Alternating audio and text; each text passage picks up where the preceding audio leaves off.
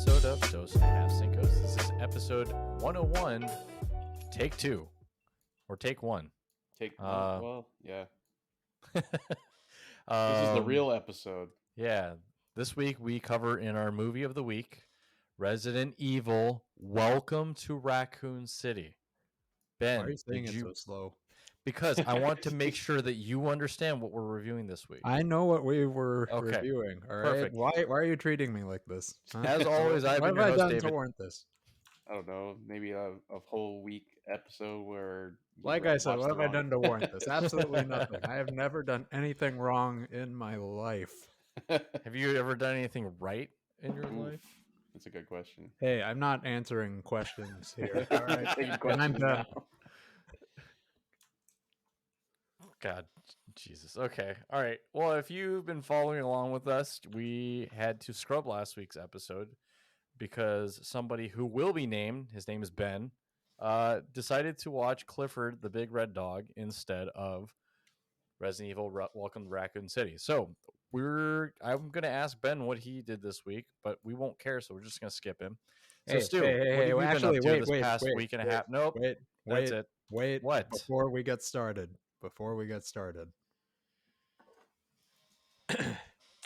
Now, I know we like to just jump into the fun and carelessness of our usual programming, but I want to talk a little bit about a more serious topic. I feel like we've done this setup before. I'm sure everyone is well aware of the current situation at hand. It's But we've definitely done this setup it's a heated before. topic that has been plastering the media ever since its announcement. Both sides have been You warring better not be doing the same thing that I did. over the issue.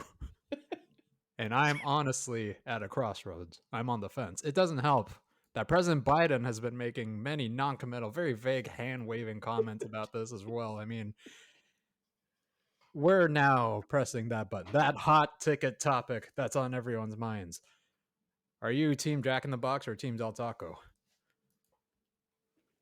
Wait, I'm sorry. I must be out of the loop. Is there a war Jack in the going Box on? just bought Del Taco. What? Yep. $575 million buyout. Only? of Del Taco. Only? Yeah, that's what I thought.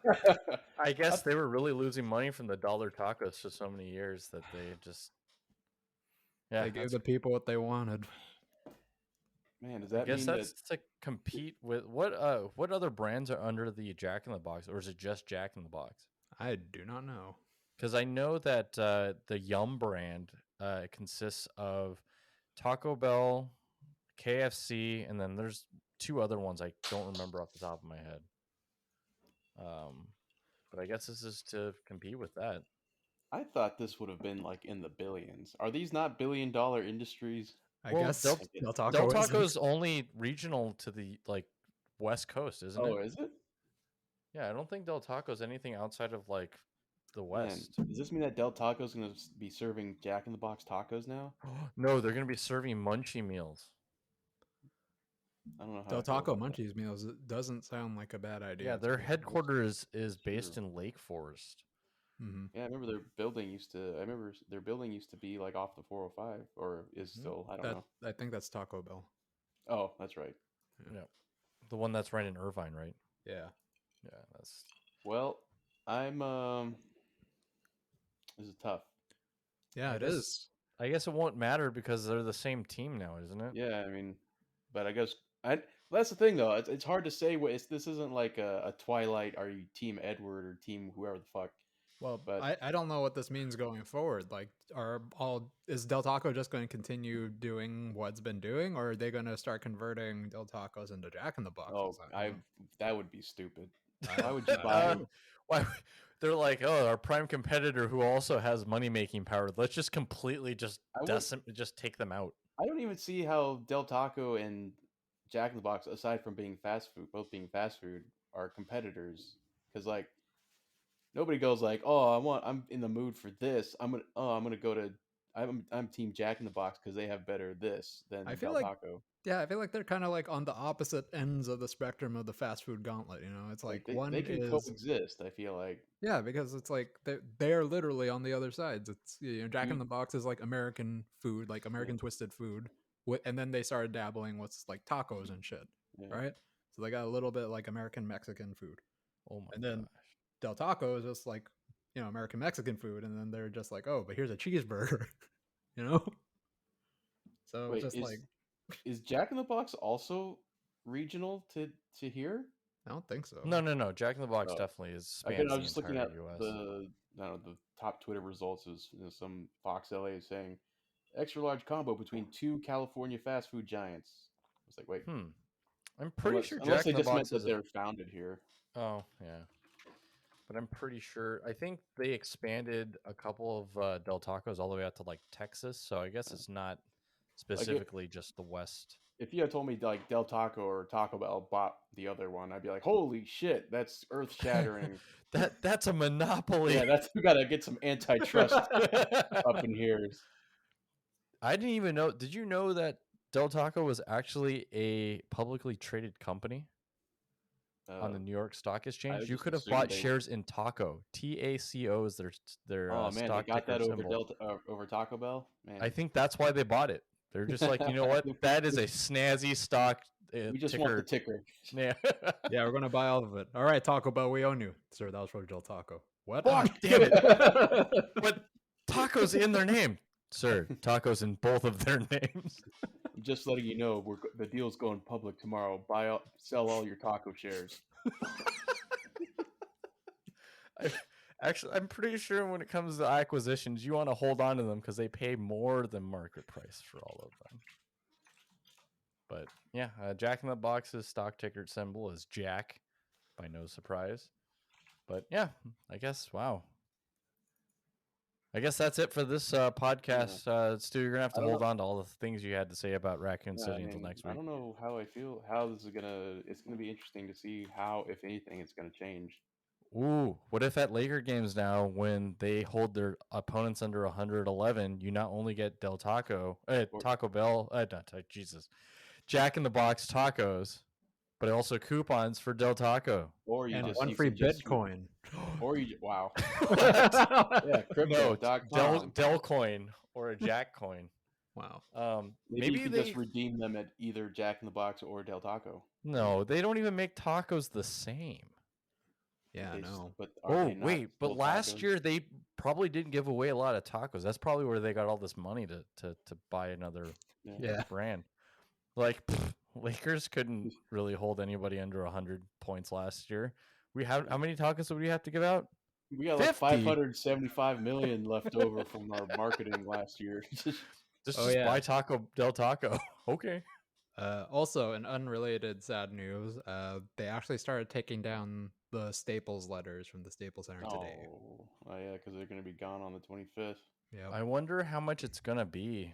Like, they're going to sell them to somebody for a charity auction. I wonder how much they're going to go for. Damn.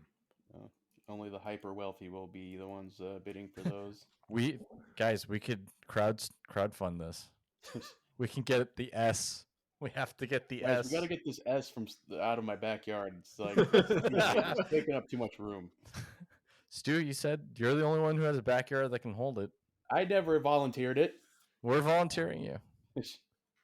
Just in case they ever think about it as an investment. If Staples ever gets back from the crypto.com arena and it goes back to Staples Center, they're going to be looking for that letter. They're going to want it back, yeah. Exactly. We could quadruple the investment. You just have to wait 7 years. years. That's a bent staple. Yeah, take the L. Let's just take the L. No, you don't want to take the L.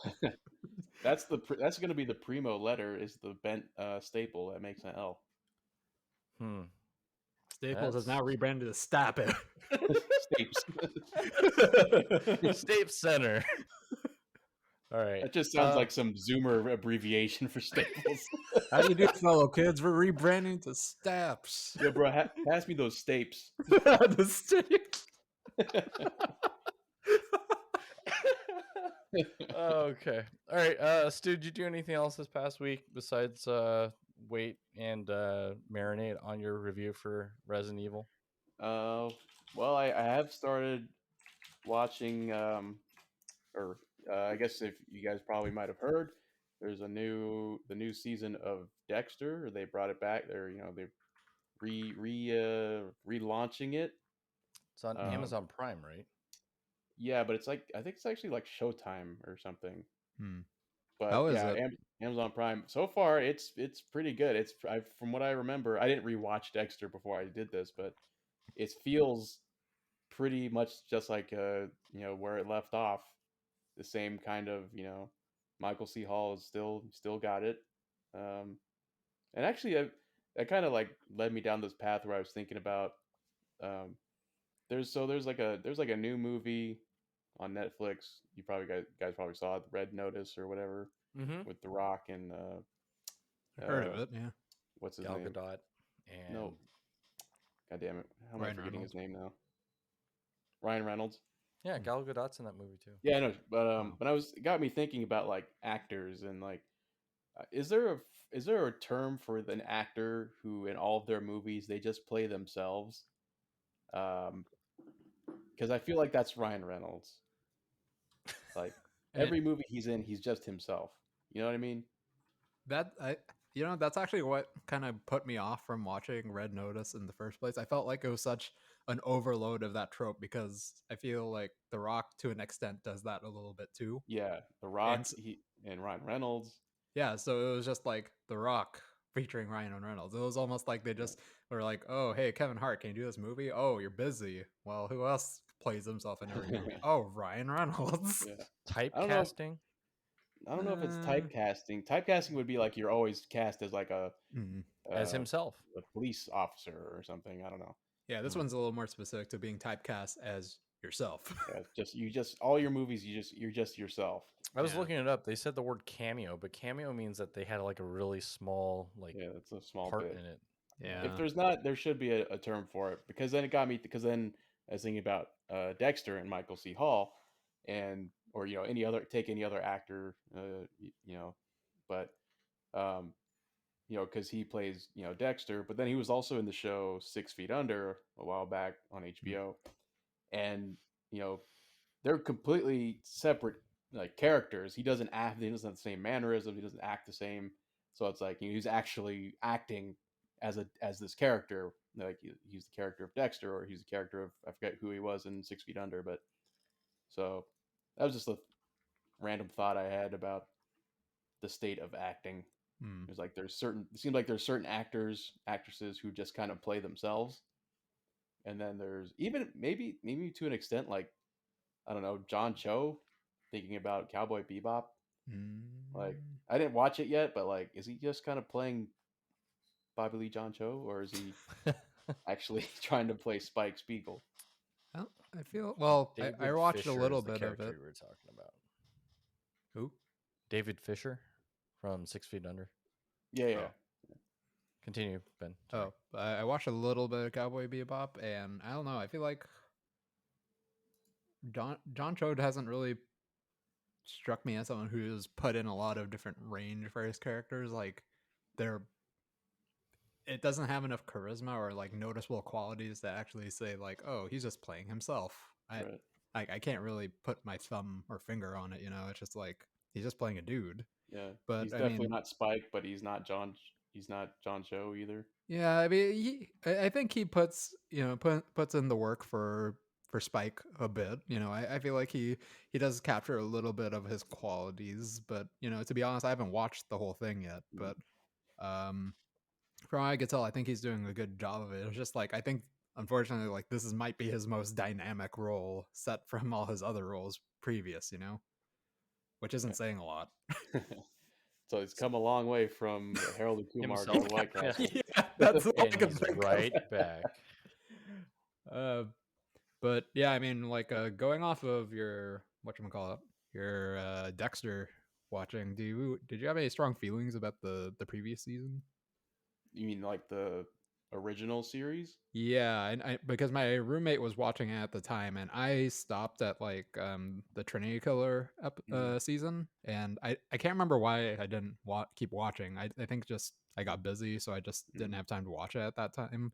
Yeah. But my roommate at the time was like really, really into it, and then the final season was airing, and I remember he was like pretty pissed about it, And he showed me some clips from him. I'm like, holy shit, this is fucking ass. But it could have been taken out of context. Right. I highly doubt it was taken out of context because it was like The thing is, particular scene he showed me was pretty terrible. you mean just like poorly made scene or Yeah, I what? mean, it was like, what was it? I guess it was a scene of Dexter's son like running on a treadmill, and he falls off or something and hits his head. I I don't don't know. recall that. So the thing is, I don't recall watching the show and be like, "That's dumb." Hmm. I remember watching it. I remember being, very fond of it, like Hmm. all the way through. Um, and so I feel like so far in this new season, it's getting pretty. It does a good job of like kind of I feel like recapturing the same kind of like energy or stress that you would feel watching the previous series. So Hmm. so far I like it. Okay. Well, I do really like the earlier season, so I might try to pick that up.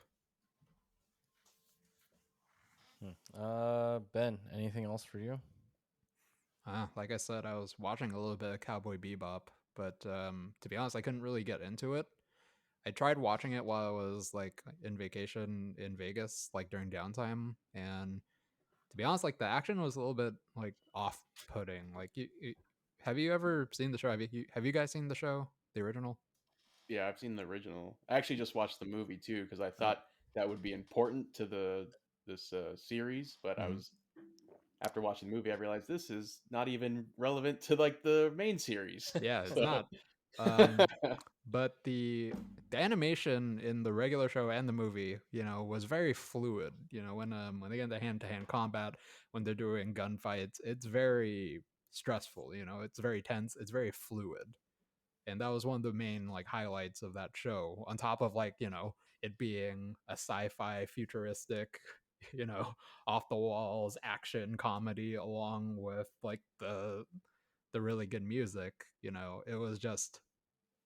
It was the fighting, and I don't think the show does a good job with the action at all, which is kind of disappointing. Like, the translation to live action makes the hand-to-hand combat, the gunfights, it looks really timid and like poorly rehearsed almost. And also it just seems like it's badly edited. I think that the sets and characters and most of the music fits really well, but it was tough going through the first few episodes having to tough it out during those action scenes, honestly. I know it's like such a small portion, or it's not like a, a majority chunk of what makes up Cowboy Bebop, but it is just that bad. It was a little cringy watching some of the action scenes. it's disappointing. Yeah. But I think everything else seems to be okay. Like the characters themselves seem to portray their characters well. The music is really really good. The sets are really nice. It's just, man, the action scenes just seem so bad, which But it's is kind of hard to bring in that same type of like style from like like an anime to like live action without it almost kind of like turning into.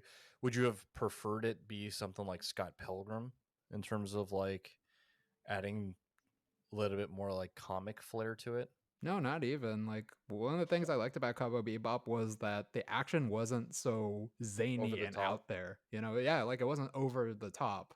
I mean, sure, the movie was a little bit over the top, but it wasn't like outlandish out there. Like, they're fucking going Super Saiyan and like flying through space and like punching each other into planets and shit. No, it's just like it was almost actually, thinking about the movie, it was almost like a Jackie Chan fight scene. It was like Spike fighting with a fucking mopping with a fucking mop. Yeah.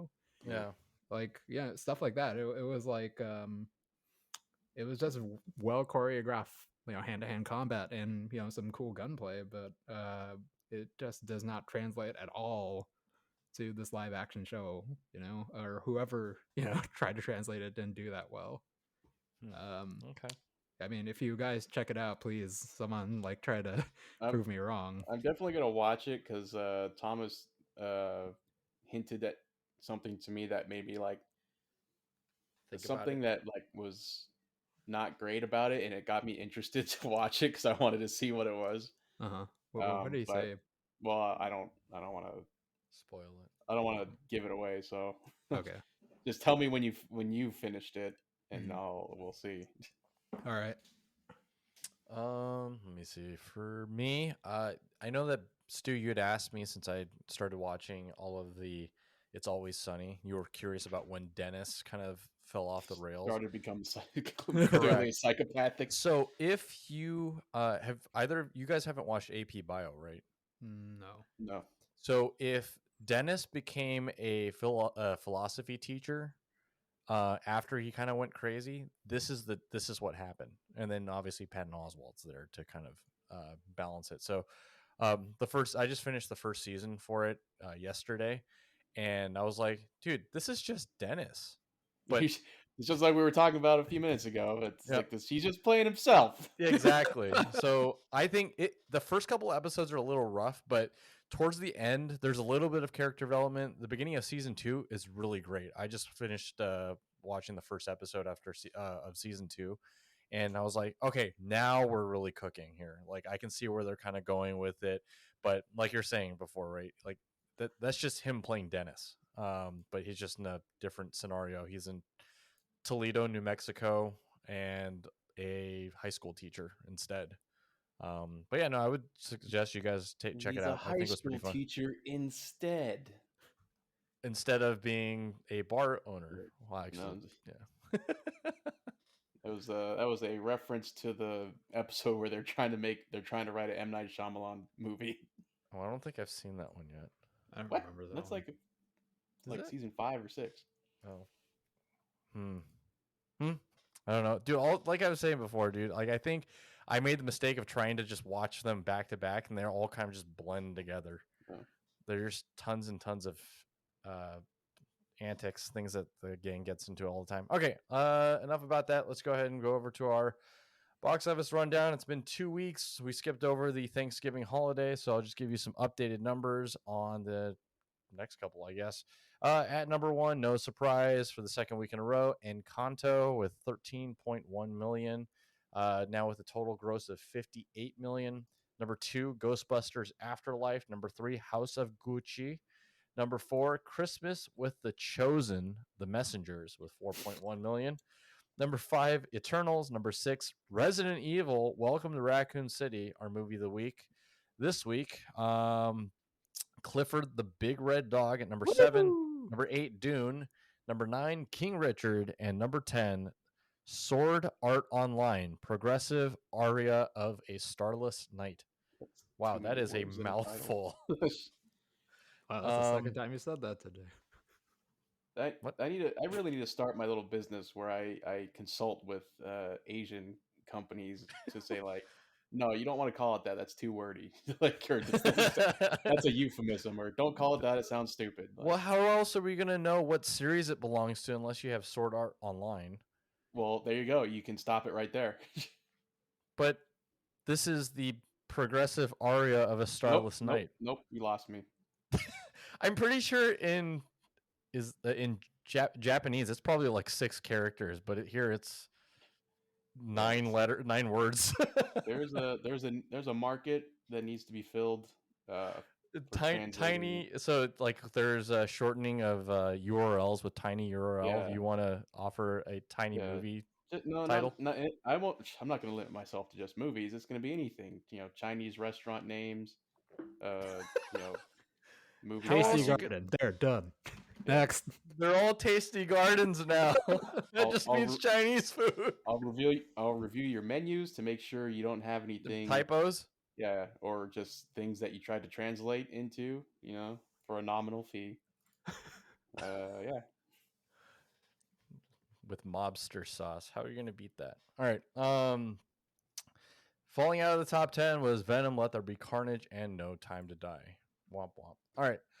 Any comments, questions, concerns? No. Good. All right. I'm going to skip over Cinco or Swimo because there's nothing for this week. Oh, wow. That's everyone's favorite segment, though. No, it's not, Stewie.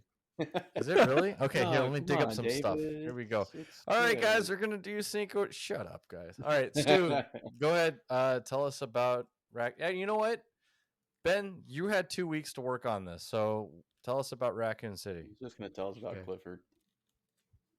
Why did you set him up like that? When Emily Elizabeth meets a magical animal rescuer who gives her a little red puppy, she was anticipating waking up to find a giant 10-foot hound in her small New York City apartment. With her single mother away on business, Emily and her fun but impulsive uncle set out on an adventure that takes a bite out of the Big Apple. All right, Stu, tell us about Resident Evil Welcome to Raccoon City. I don't know if I want to. I'm feeling I guess kinda low here's energy the right thing now. well, I guess I'll ask you this. I'll let you decide. If you want to do a synopsis, you can. If you don't, how close was Ben's synopsis to Resident Evil Welcome to Raccoon City? Ben's should that have synopsis been- of Clifford the Big Red Dog was closer to the actual events of the Resident Evil lore than the movie Welcome to Raccoon City. So I'm gonna leave the rating for Stu to go last because I want to hear what Ben's thoughts were first. Ben, thoughts on Resident Evil Welcome to Raccoon City? Okay, well, I want to preface this. with Nope, the fact- score first then. At this point, no preface, Oh, really? Just score? just score. Just score. Just numbers. Mhm. Yep. We're numbers. I'm a numbers man. Like between 1 and 10, or Yeah, because we've never done this before. So. Let's do it on This is hot. using a Is it hot Fibonacci in here? sequence. What the hell? Out of 10, Ben? Yes, out of 10. like integers, or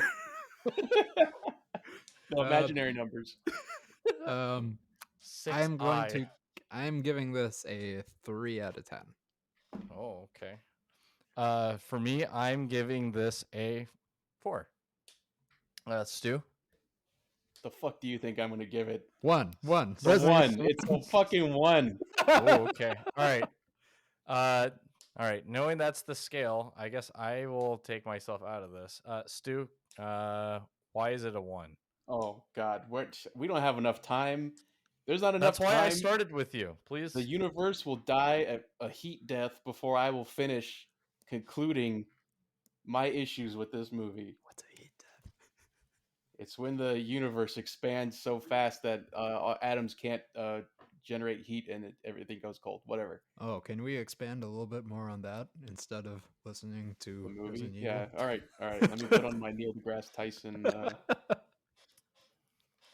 But so back in a few weeks ago, or whenever it was, when we first heard this movie was coming out, and we're talking about it, or they first, I guess it was like a preview, or no, there was like some leaked screenshots, and then there was a preview, and I immediately was on the defense because I was not feeling what they were showing us, but then there's Ben over there going, "Oh Give no, it a it chance." looks okay. You can't judge it from." Hey, no, none of this bullshit, okay? I will be here. I wrote this Proceeds. down because I knew this episode was going to happen, and I remember verbatim that Ben agreed with a Screen Rant headline that said, "Resident Evil: Welcome to Raccoon City is staying very close to the look, feel, characters of the story of the video games, according to the director." And Ben said, "We don't know yet, based off the screenshots, if we can judge it based on that, but it's a better direction." So I don't think we can burn Ben for literally saying that it's exactly the same or the movie you've been looking for, Stu. No, I'm saying you could have absolutely have called it from the Well, from the screenshots or the Ben, you're on your own. That's my argument. My argument back then was this is not looking good so far from what little we saw. And then I was told, no, you can't do that. You have to wait. We can't judge that based on the thing.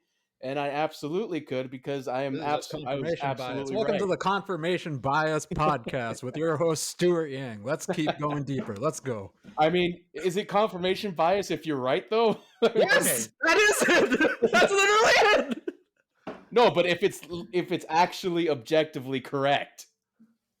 What are we doing? What are we doing here? Okay, Stu, was there anything that they did get right? So here's the big crux of is why I am such an issue with this movie. They had to know enough of the original source material to know, and then but then to just disregard it and slapdash it across like fucking none of it made none of this is what like how I mean again this might be the same type of argument someone has when they go oh that didn't happen in the book and this book and this and that X Y and Z when there's already source material and it's probably the same thing but just to get so much of it like right so much of it they did a lot of it right they got a lot of it right but then they just got so much of it wrong. So And you're talking about the source material as in Resident Evil from 2002 with Mila Jovovich. no. What the fuck? That's not the source material? No. Wait, You gotta be not? trolling. Okay, I You're guess I gotta trolling. move my rating now down You're to trolling. 3. You gotta be trolling, bro. Wait, is this based off of a book? Encyclopedias. Great. Now I don't even know where I was going. They got so That's like the movie. yeah, exactly. Yeah, good point.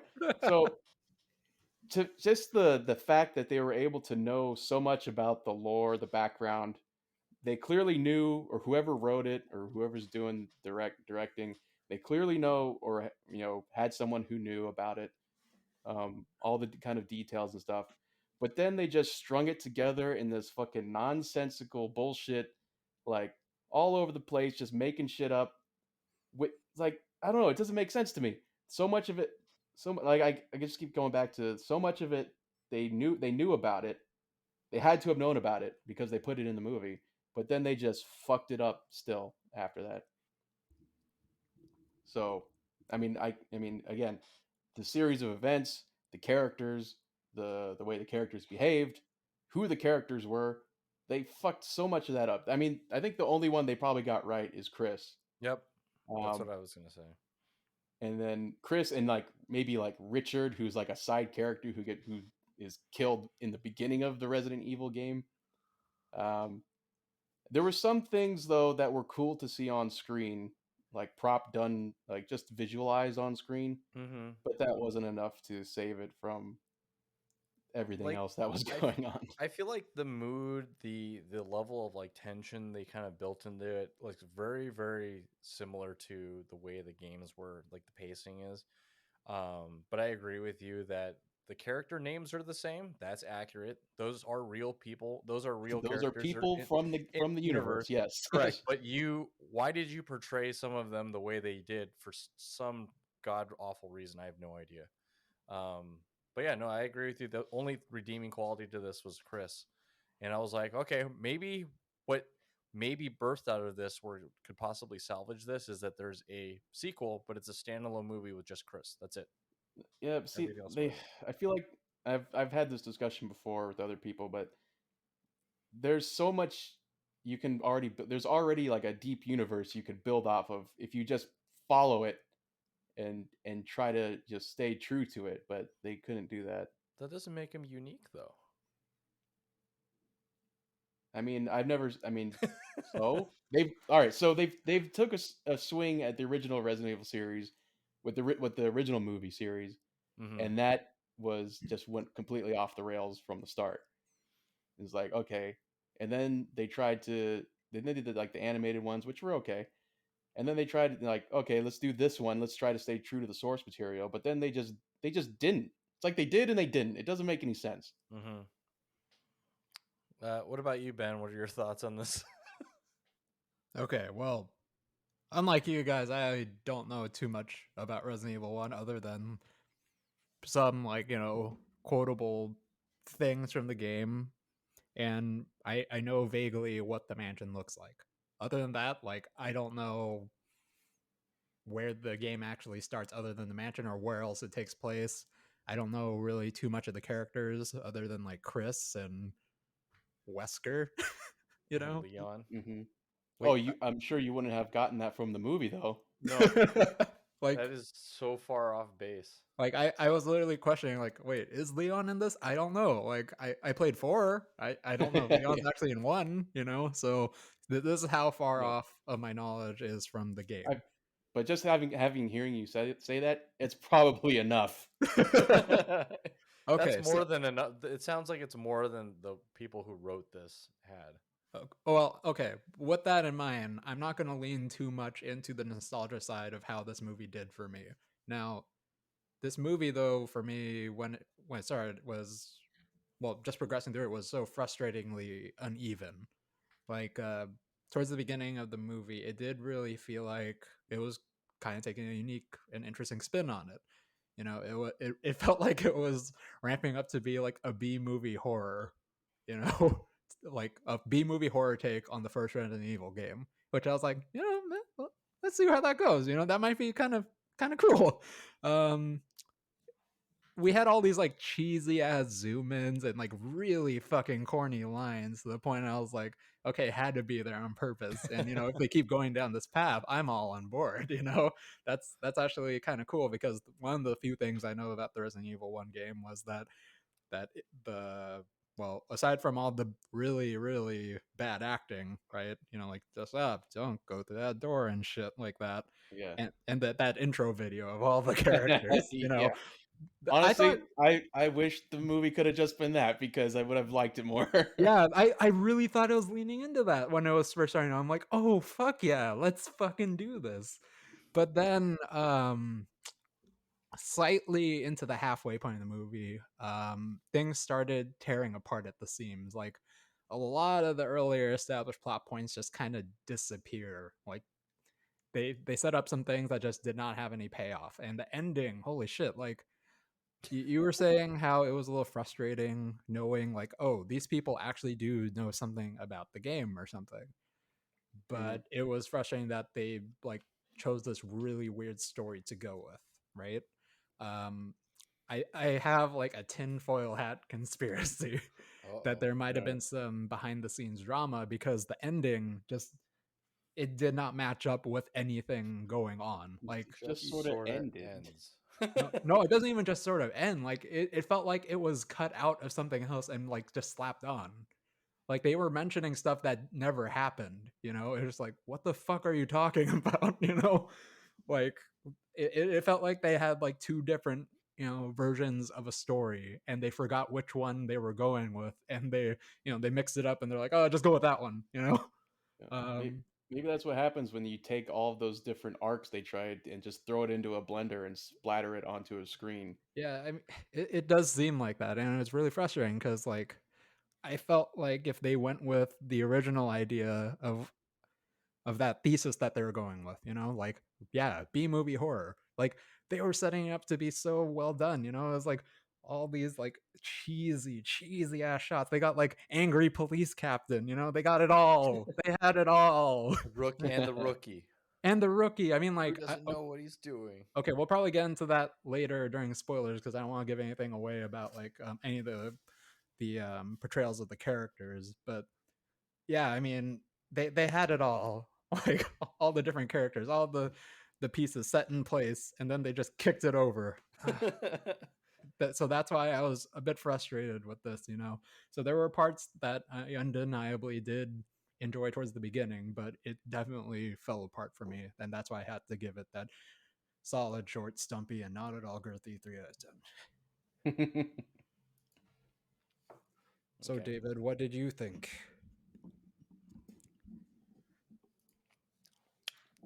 I thought Chris was nice. He seemed like a nice boy. He seems like a good guy. I my experience is pretty close to yours, Ben. I didn't play as much the Resident Evil, so I would probably have to pass it over to our Resident Evil Oh, expert. And for me, I was like, it was tough for me to kind of watch some of like I know that I didn't play a lot of the games, but you kind of know who the characters are, right? And they throw all the names and then I was like, great, okay, I'm excited to kind of see how they kind of portray so and so forth, right? And it just doesn't it didn't seem like it landed. It got to the place it was supposed to be, actually, the actual setting, that mansion, but other than that, that's meh. That's kind of how I felt. But I was like, kind of like you, where I was like thinking that they were going to push this in the right direction. focus more on the horror, be a little bit less like sci-fi, like compared to like the original like Resident Evil movies. And I thought they did a really good job with that, but I felt like at some point it was just more, a little bit more like a graphics presentation on how nice they can make some things look, and they completely fell flat on some of the storytelling elements. So that's the reason why I was like, you know what, four's about even. I mean, I wasn't going into it having really, really high expectations in the first place, but I was like, I'm sure I'll probably jump at some point, and I was like, I guess I didn't. So that was a little bit of a letdown, but yeah, no, four Maybe for me, 4 out of 10, whatever. maybe you're getting braver, David. No, I don't think so. I was planning on going to see Clifford the Big Red Dog, and I saw the previews for that, and he was way too big on screen. I was like, nope, can't handle it. All right, let's go ahead and move over to that dog's what? too big. That's too big. No, that's not normal. That's not Totally natural. unimmersed. These 3D glasses aren't even necessary. All right, let's go over to the spoiler zone. At this point, I don't think we're not spoiling anything for anybody, clearly, based on the way Stu feels about this. So if you enjoyed Resident Evil, dude, don't even bother watching it, apparently. What? Wait, Stu, I wanted to ask.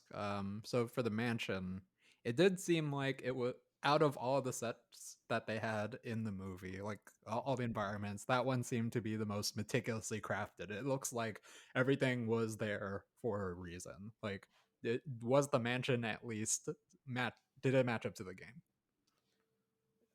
Not entirely. It felt small compared to how it was in the game. Mm-hmm. It felt like kind of almost claustrophobic, Mm-hmm. in the at least like in the main hall there. Mm-hmm. But like I mentioned, there were some things that were cool to see done on screen, and that would be one of them, which would be the mansion.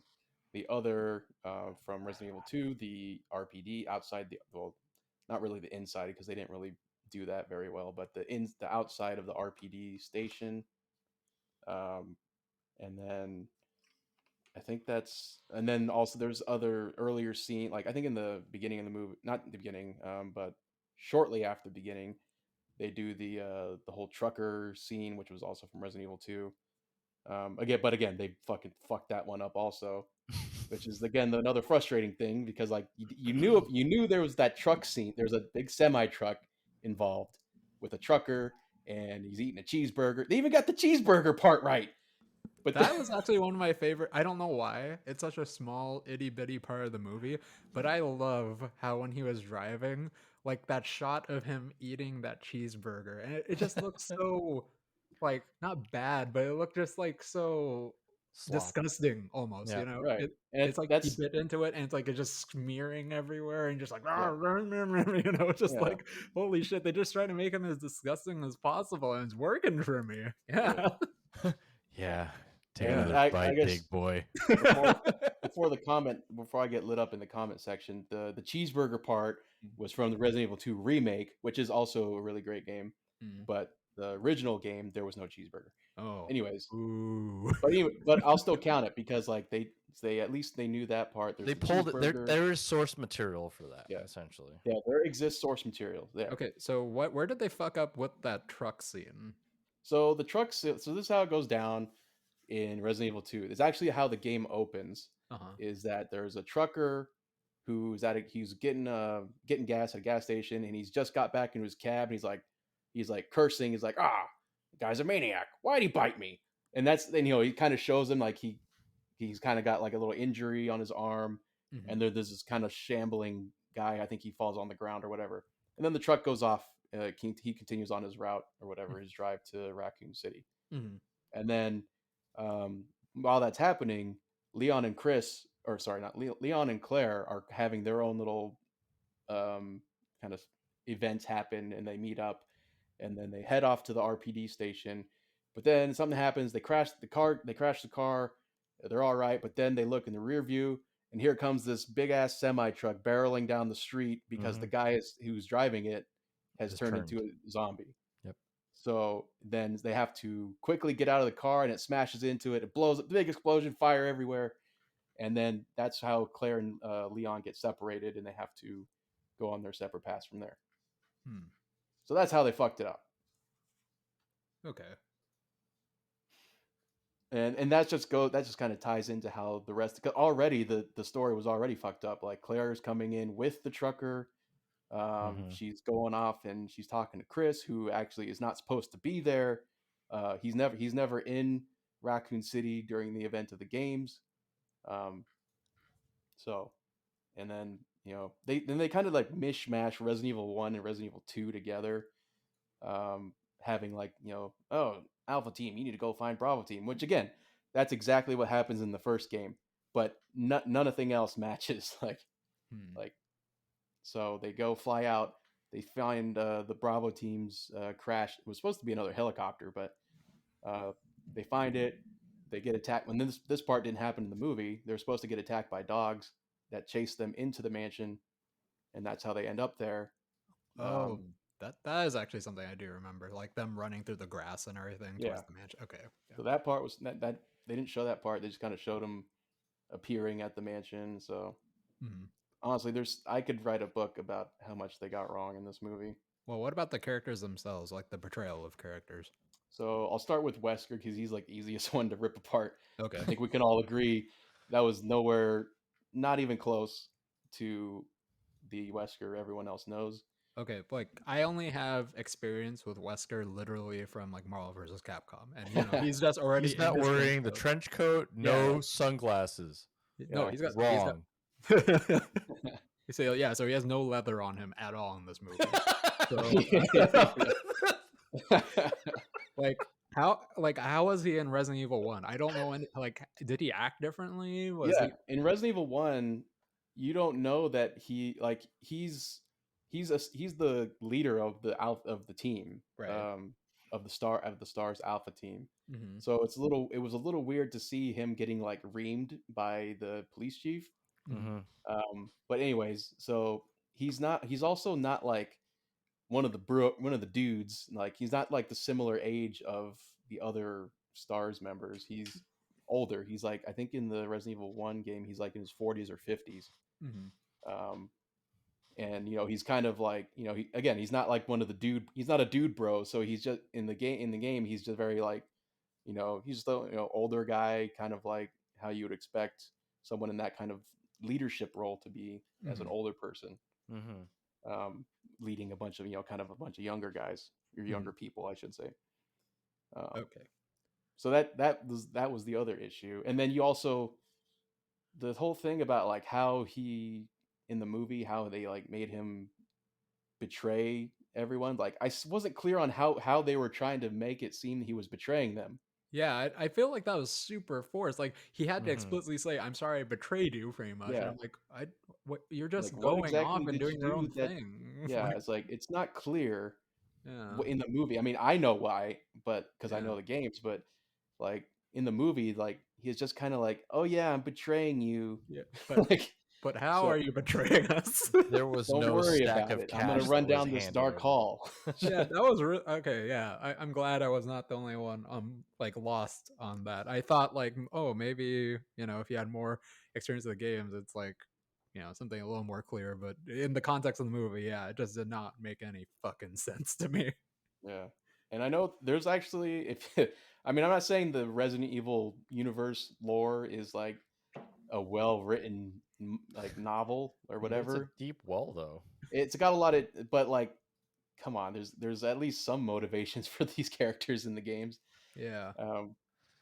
So Wesker was bad. Leon they absolutely cucked Leon in the movie. They had to have a bumbling idiot. Which one are you gonna pick, Stu? They cucked Leon. They made Claire into a Mary Sue, and Chris was probably the closest thing they got to actually getting the character right. Jill was again still not, whether I don't think her like demeanor was very Jill like. But also, there's another thing that stuck out to me that is another reason why it's frustrating, is that they even made a reference to a kind of a meme that's in the Resident Evil. Oh, was it at the diner? Right? Yeah, Okay. They made a reference to this meme that everyone who watches Resident Evil like speed run or just like likes to play Resident Evil, they made a reference to Jill Sandwich, and so it's like they knew about that line, the Jill Sandwich part, and they just stuck it in wherever the fuck they felt like. Like that just adds to the frustration. Also, missing from this, which was a very big disappointment, was Barry. He was a very big part of the first game, and he's a fan favorite character, and they just left him out. So that was too bad. Also, the police chief, is actually in the game. He's actually like a real piece of shit. This one, he was kind of like a lovable, lovable bastard or lovable idiot or something like that. I don't know how you phrase it. Like he's kind of like like, I don't know, lovable asshole maybe. That's the phrase. Mm. So they messed that part up. I mean, again, like pretty much, like, again, it's easier just to say the only one they got right is Chris. They spent their entire budget on getting Chris, and then they're like, crap, we can't pay anybody else, so do whatever you want. Wait, so like I said, I don't know too much about like the Resident Evil lore, but is the big bad at the very end, that the grotesque monster looking thing, is that from Resident Evil 3? No, that's from 2. Oh, that's from 2. Okay, like the multiple eye thing, right? Yeah. Okay. The thing that like first, like, the Birkin. So that part was kind of still, they kind of got it right, but again, they still didn't get it right. They got it way wrong actually. Birkin, Dr. Birkin gets shot up and he injects himself with the T virus to survive. And he turns into that monster and starts chasing him down. Yeah. So that was all kind of accurate. And again, just another missed opportunity, but of course they would have fucked it up, I'm sure. They hinted at another fan favorite, Hunk, who is like yeah, I was pretty hyped when they like started zooming in on that random soldier. Yeah, they zoomed in on him for like one frame or a couple frames to show like one of those umbrella soldiers wearing the gas mask. I'm like, oh shit, we're gonna get Hunk, cool. Yeah. And then they just don't do it. And remember at the diner when they zoomed in on that plate of tofu? Yeah. No. That'd been pretty cool if they did include some sort of reference to tofu, but alas, nothing. Actually, towards the end, I did have like a bit of a qualm with it. Like I was mentioning how the movie, when it got into the second half of the movie, everything kind of just was falling apart, and it looked like they were quickly trying to stitch things together. And one of the main scenes that kind of stuck out to me was the final confrontation between Chris and Birkin, right? That was the guy's name? Mm-hmm. Okay, so from my understanding, I missed something, but someone correct me if I'm wrong. That scene happened when Wesker shot him, right? So he's already like killed or like quote unquote dead at that point, right? And then Chris shows up afterwards, right? Yeah. So Chris comes out after he has been shot. He's already dead on the ground. And then they're making their way away. And then that's when what's-his-face becomes whatever that thing is, right? Yeah. It immediately switches into this mode where Birkin is starting to talk to Chris, like, Chris, where are you? Come out. Just like, how do you know Chris is there? You didn't even interact with him at all. Like it's suddenly like, it just seems like it was spliced together from a different version of the movie where Chris and Birkin had more interaction. And I feel like they were trying to set that up to have a different version of the movie where they kind of explore a little more about Birkin and Chris's relationship. They said that he was somewhat of a father figure to him. Also, that's a complete fabrication for this movie. Okay, yeah, okay. I'm glad that was, because they never fucking delved into that at all, except at the very fucking end of the movie when he explicitly says, "Come on, you're not like my son." It's just like, what the fuck? Where's this all coming from? Like, are we supposed to feel anything about this? Is it supposed to be like vindicating for Chris? No, I mean, he just fucking shoots him. It's just like, okay, well, you shot him twice dead now. And then at the very end of the movie, they had to shoot him 3 times dead with a fucking RPG in a closed ass claustrophobic cab car. And for whatever reason, that I have seen so many explosions in my life, And that had to be the fakest looking explosion I've ever seen. I think an iPhone like special effects thing could do an explosion better than what they did. It Probably was that bad. the original PS1 graphics were probably better. Yeah, I would be actually happy if they actually spliced in that an explosion from the PS1 game, like Yeah. of the mansion exploding and them flying away or something. But no, they Yeah. didn't do that. We got this, and someone actually paid money for Yeah. that CGI explosion, mind you. Can you imagine being one of these people who worked on the movie who's like a fan of the games It who was must just like, be. I cannot fucking believe they're doing this. Yeah, I feel like there was a lot of love, like at the beginning of this movie when they first conceived this movie. It seemed like there was an actual like interest in making something that was like a love letter to the Resident Evil game.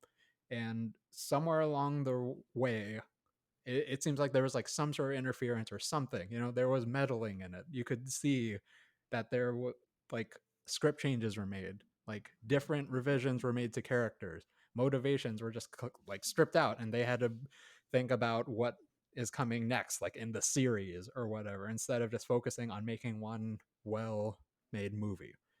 And it's like you said, Sue, it's very very fucking frustrating. You know, Oh, yeah. I really do think at one point it was supposed to be something like a really cheesy horror movie, Yeah. and That I probably would have wanted to see been, more of that. And yeah. not only that, but it did seem like a lot of the movie was supposed to be dedicated towards the mansion, you know. Yeah. And I do think like a lot of it was cut out of that, and I wanted to see more of that mansion because it looks so fucking cool. Yeah. And so I don't know how it works, how it worked for things like Harry Potter, where you have the books and then you have the movies. But I get the vibe that people who loved Harry Potter, the books, also love the movies. Is that accurate? Would you say that's accurate? David. David checked out.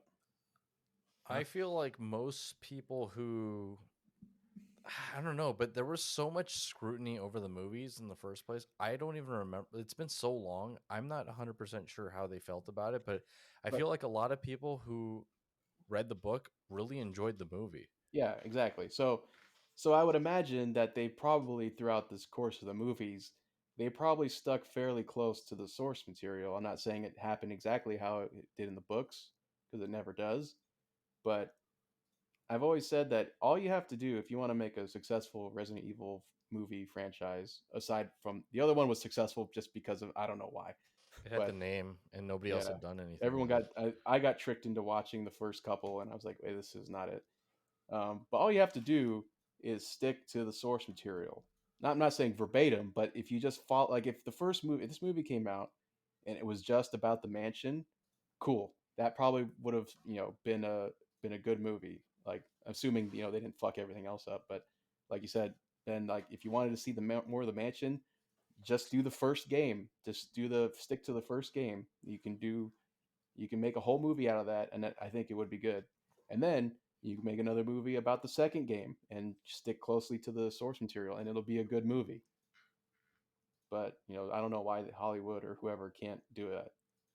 I think there's some like uneasiness about this movie and like some trigger happy upstairs people. It seems that way because everyone at this point, every movie studio is trying to race for the next big tentpole franchise, right? People don't want to wait around to see if a movie is going to be successful or not before they can start establishing their universe or their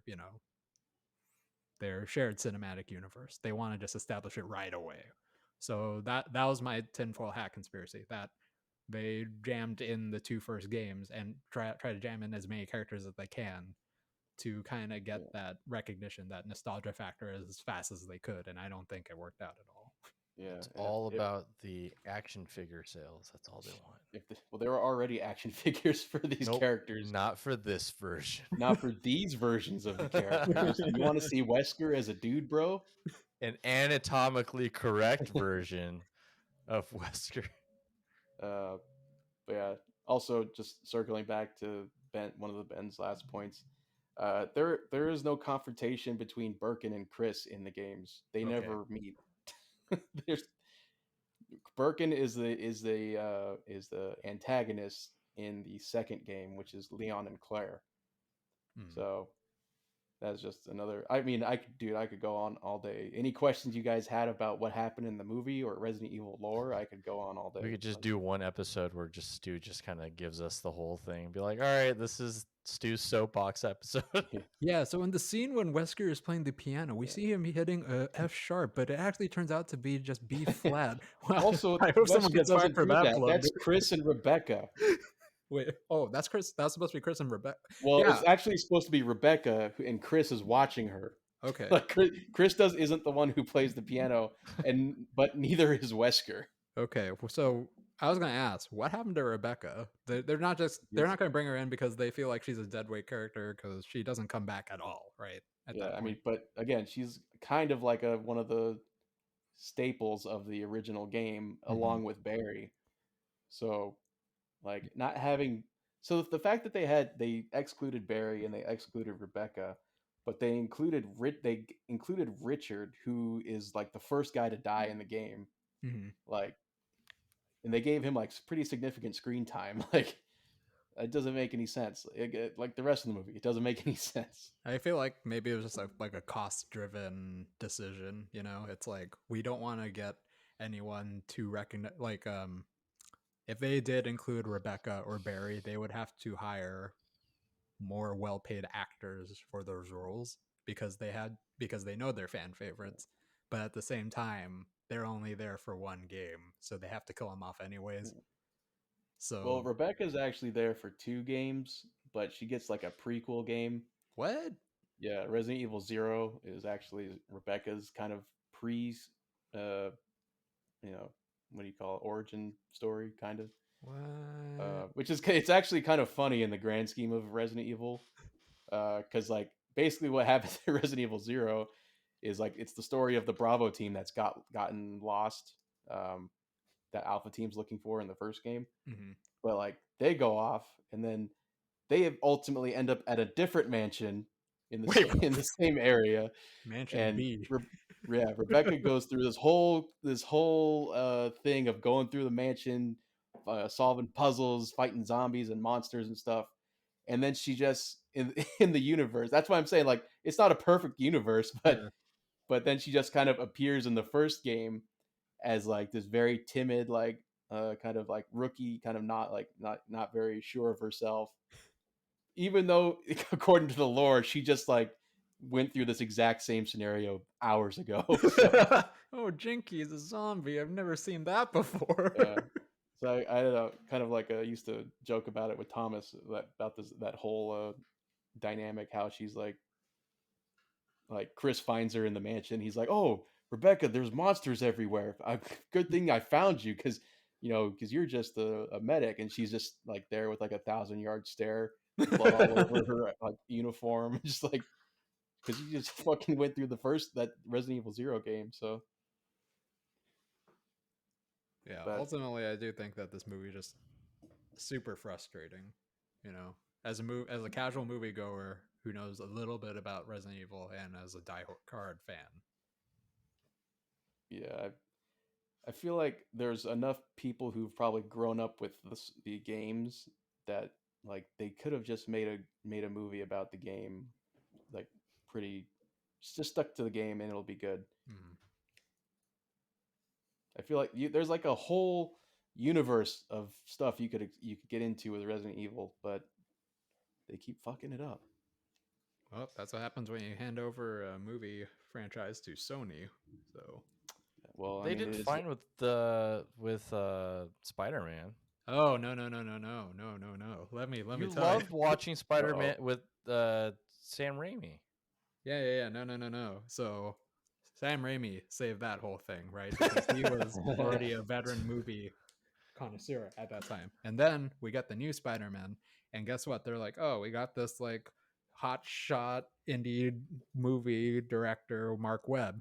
Let's just bring him on, and he knows what he's doing. He doesn't really know what he's doing. He's never made like a gigantic blockbuster movie before.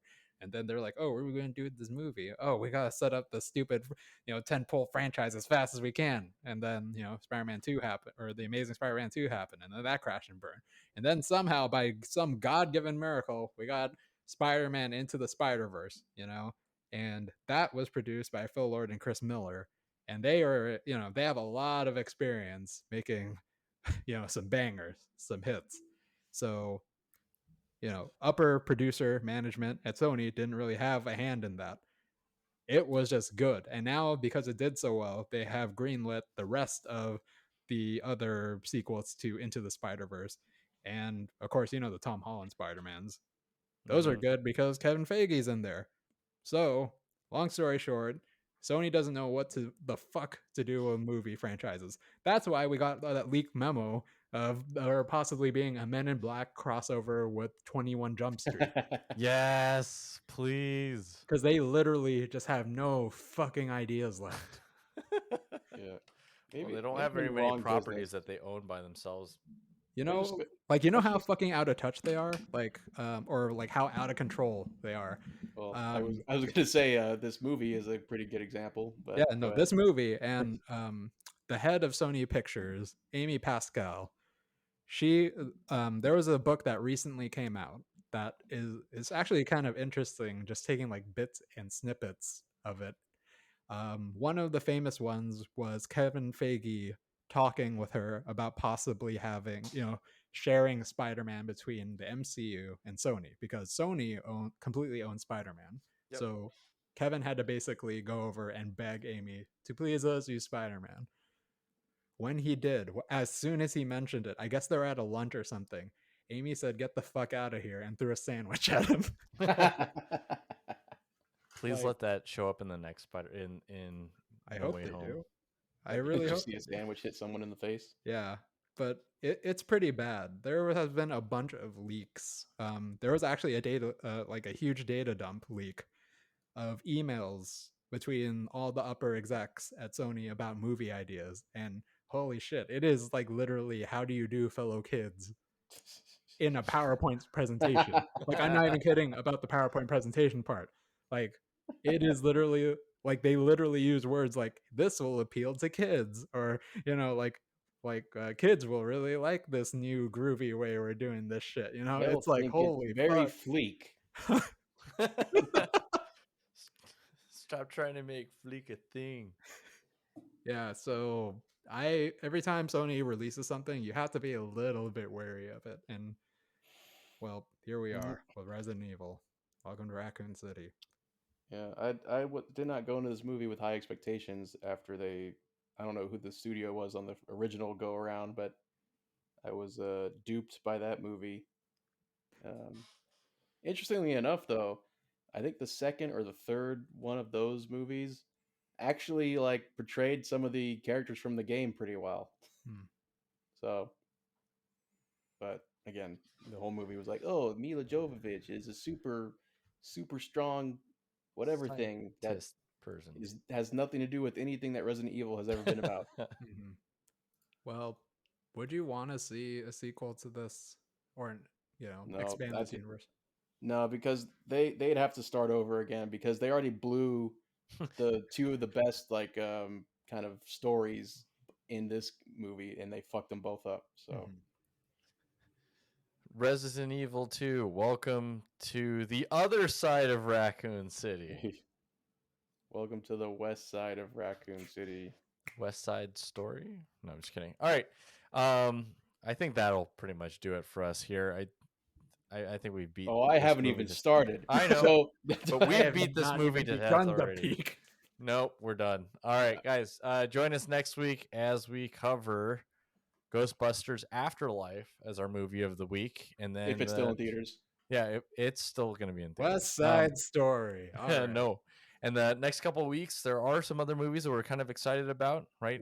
Spider-Man: No Way Home, not West Side Story, and also Matrix Resurrections. So, guys, don't forget to check us out wherever you're getting your podcasts, on SoundCloud, Spotify, YouTube, Google, and Apple Podcasts. We're also available on twitch.tv/Dos1/2 spelled 5incos. As always, I've been your host, David. I'm Stuart. I'm Ben. And I'm trying to get out of here. Don't forget to tip your Reiki Masters. And, it's been almost an hour and 10 minutes. Thank you guys so much for sticking around with us. We'll see you guys in the next one. Okay, bye. Bye.